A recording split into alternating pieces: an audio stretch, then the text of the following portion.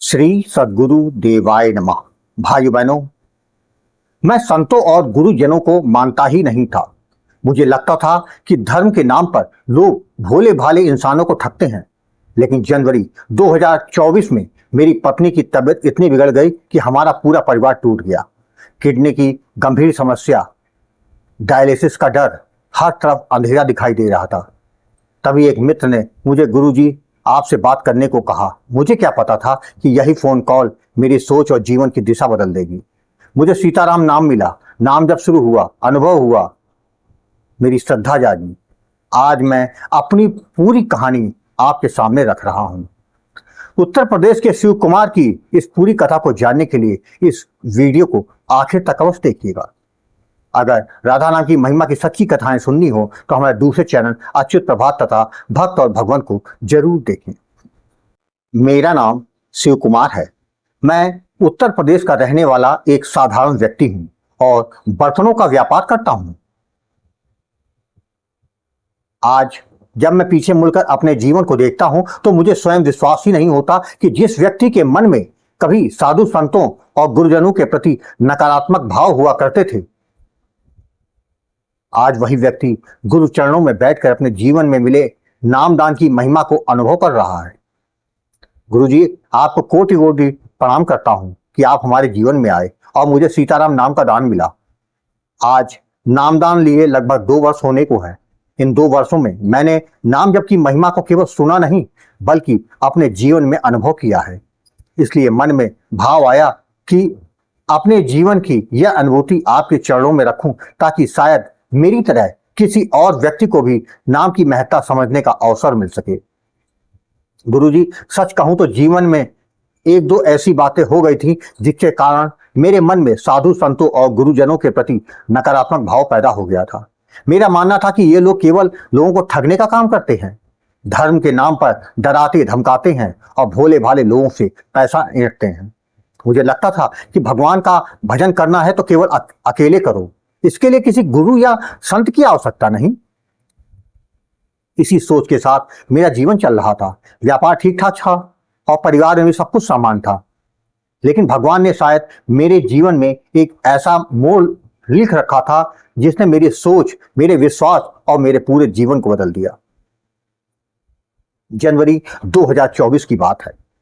अचानक मेरी पत्नी की तबीयत बहुत ज्यादा खराब हो गई। हालत बिगड़ने पर हमने उसे अस्पताल में भर्ती कराया। जांच हुई तो डॉक्टर ने बताया कि उनकी किडनी बहुत खराब हो चुकी है। क्रेटनाइन बढ़ के 4.8 हो गया है। डॉक्टर ने कहा अगर स्थिति ऐसी ही रही तो आगे चलकर डायलिसिस की जरूरत पड़ सकती है। यह सुनते ही हमारे पैरों के तले जमीन खिसक गई। घर में रोना पीटना शुरू हो गया। मेरी पत्नी की हालत देखकर मेरा मन भीतर से टूटने लगा। सबसे बड़ा डर इसलिए भी था क्योंकि मेरे ससुर जी के साथ भी ऐसी ही समस्या आई थी और लगभग 1.5 वर्ष के भीतर ही उनका देहांत भी हो गया था। वही घटना मेरे आंखों के सामने घूमने लगी। मन में तरह तरह के विचार आने लगे। हमारे 2 बच्चे हैं। बार बार यही सोचता कि अगर मेरी पत्नी को कुछ हो गया तो बच्चों का क्या होगा, परिवार का क्या होगा, मैं किस तरह सबको संभाल पाऊंगा। जितना सोचता उतना ही भय बढ़ता जाता। हमने कई डॉक्टरों और अस्पतालों से संपर्क किया, अलग अलग जगह सलाह ली, लेकिन लगभग सभी जगह एक ही जैसी चिंता वाली बातें सुनने को मिल रही थी।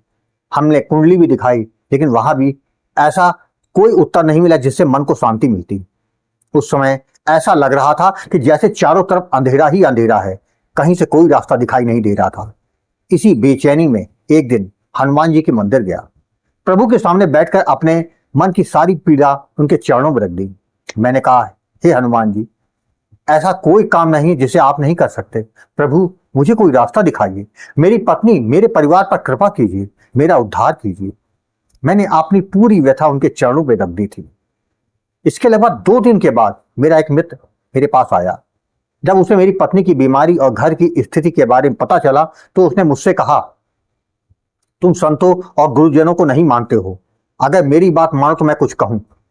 उसमें मुझे हर तरफ अंधेरा ही अंधेरा दिखाई दे रहा था। मैंने उससे कहा, बताओ। उसने कहा उसके गुरुजी हैं।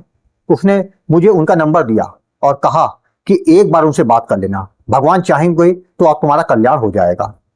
फिर उसने मुझे गोकुल भवन अयोध्या चैनल का कुछ वीडियो दिखाए। मैंने उन वीडियो को देखा। मेरे भीतर कुछ ऐसा भाव आया कि शायद मुझे एक बार बात करके देखना चाहिए। मन ने कहा, जब हर जगह प्रयास कर चुके हो तो एक बार यहां भी बात कर लो, शायद भगवान ने इसी रास्ते को मेरे लिए रखा हो। मैंने आपको फोन किया और अपनी पत्नी की पूरी स्थिति आपको बताई। गुरुजी, आपने मेरी बात सुनी और समझाते हुए कहा, धर्म की आड़ में कुछ लोगों ने अपनी दुकान खोल रखी है और लोगों को लूटते हैं, लेकिन आपने ये भी कहा जो करना है श्रद्धा से करना, बाकी सब भगवान भी छोड़ दो। इसके बाद गुरुजी, आपने सीताराम नाम का दान दिया। आपने नाम जप की विधि समझाई और जो उससे जुड़ी कुछ सावधानियों के बारे में समझाया। आपने कहा, जो भी करना पूरी श्रद्धा और भाव के साथ करना। गुरुजी, उस दिन से मैंने आपके बताए अनुसार नाम जप करना शुरू कर दिया। मैं जब भी पत्नी के पास जाता उन्हें भी नाम जप करने के लिए कहता। मैं स्वयं निरंतर नाम जप करने पर ध्यान देने लगा। अस्पताल, घर, रास्ता, जहां अवसर मिलता मन को नाम में जोड़ने का प्रयास करता। साथ ही मैं आपसे निरंतर संपर्क में रहा।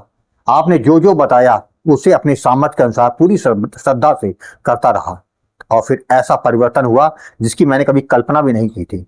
मात्र 4 महीने के भीतर मेरी पत्नी का कैटनाइन 4.8 से घट के 1.5 आ गया। जब डॉक्टरों ने रिपोर्ट देखी तो उन्होंने कहा, अब खतरे की स्थिति नहीं है। गुरुजी, उस दिन हमारे घर में जो खुशी थी उसे शब्दों में बताना मेरे लिए कठिन है। जिस घर में कुछ महीने पहले डर और चिंता का माहौल था, उसी घर में अब आशा और खुशी थी। मैं नाम जप करता रहा, पत्नी भी नाम जप करती रही। हमने इसे बंद नहीं किया। लगभग 6 महीने के भीतर मेरी पत्नी पूरी तरह से स्वस्थ हो गई।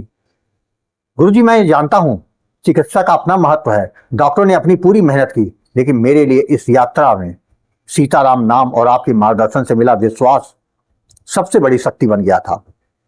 जिस समय मेरा मन टूट चुका था, उस समय नाम ने मुझे संभाला, मुझे आशा दी और भगवान के चरणों से जोड़ दिया।